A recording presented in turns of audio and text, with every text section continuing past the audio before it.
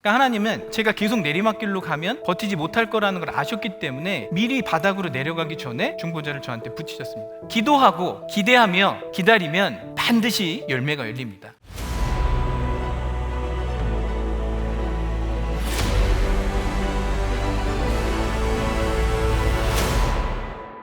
저는 2015년 이전과 이후가 제 인생의 갈림길이 된 것 같습니다. 저희 집안에 매일 새벽 기도를 하셨던 할머니가 돌아가셨고, 저희 집안에 믿음의 거장이셨던 아버지가 돌아가셨습니다. 두 분이 돌아가시기 전까지 저는 모든 일이 순탄하게 잘 됐습니다. 하지만 할머니랑 아버지가 돌아가시면서 급격하게 변화가 생겼습니다. 제가 누리고 있던 모든 사업과 또는 가정에 문제가 생기기 시작했습니다. 상황이 너무 안 좋으니까 숨을 쉴 수가 없을 정도였고 잠을 들 수가 없었습니다. 그런데 이게 해결이 될 방법이 전혀 보이지 않았습니다. 근데 저희 아버지의 기도를 기억하셨는지 하나님께서 2명의 중보자를 저에게 보내주셨습니다. 근데 그 전까지는 제가 워커홀릭으로 살면서 기도를 하루에 제가 1시간 다 합치면 한 5, 6분밖에 안 될까요? 하지만 하나님은 저를 그냥 두시지 않고 중보자를 붙이셔서 기도하게 하셨습니다. 아침에 일어나서 1시간 동안 기도를 하는 거는 저한테는 너무나 힘든 일이었습니다. 기도를 진짜 열심히 했어요. 제가 가지고 있는 모든 기도 제목과 나라, 민족과 열방을 위해서 기도를 했는데 시간 10분이 지난 거예요. 50분 어떻게 하지? 이런 생각이 들었습니다. 그래서 이 기도가 예배로 바뀌기를 시작을 했습니다. 그래서 예배를 하나님한테 열심히 드렸습니다.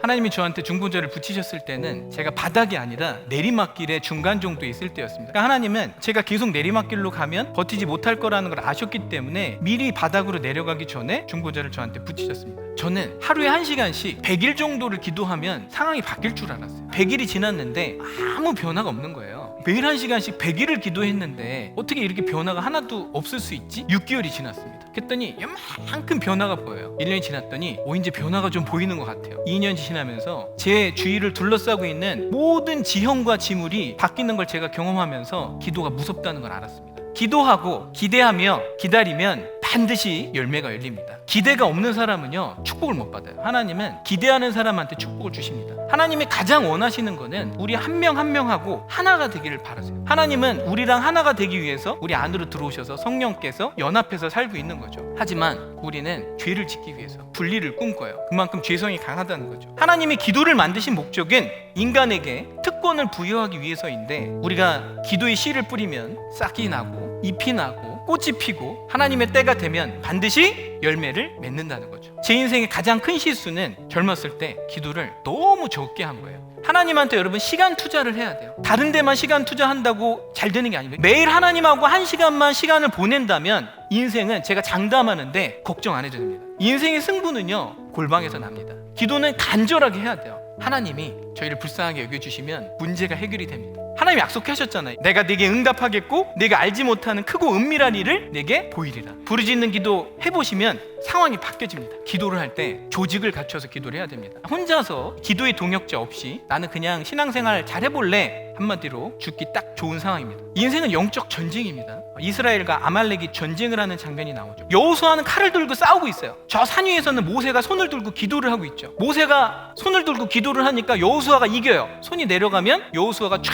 밀리는 거죠. 이 영적인 전쟁에서 이기고 지는 거는 이 중보기도자의 역할이 굉장히 중요하다는 거예요. 나는 포도나무에 너희는 가지라. 그가 내 안에 내가 그 안에 거하면 사람이 열매를 많이 맺나니 나를 떠나서는 너희가 아무것도 할 수 없습니다. 저는 나무에 붙어있지 않았던 것 같아요. 그냥 혼자서 열심히만 일을 했지 하나님하고 붙어있지 않기 때문에 그동안 열매를 맺지 못했던 것 같아요. 하나님 우리를 만드셨을 때 다 꿈이 있으셨어요. 근데 우리는 세상적인 꿈을 꾸죠. 세상의 성공과 세상의 만족과 세상에 주는 것만 신경을 쓰다 보면 하나님이 나를 만드실 때 어떤 꿈을 꾸셨는지를 다 까먹습니다. 그래서 이렇게 기도를 하셔야 돼요. 하나님, 제가 어떤 꿈을 꾸어야 되는지를 알려주세요. 이렇게 기도를 하면 하나님께서는 반드시 가르쳐 주십니다. 하나님이랑 같은 꿈을 꾸면 그 꿈은 반드시 하나님이 직접 이루신다는 거죠. 우리가 세상적인 꿈이 깨지면 떼굴떼굴 구르죠. 근데 우리의 세상적인 꿈이 깨지는 거는 결코 우연이 아닙니다. 왜냐하면 하나님은 진짜 우리한테 좋은 걸 주시고 싶어서 우리의 세상적인 꿈을 깨시는 거거든요. 그 꿈이 깨지고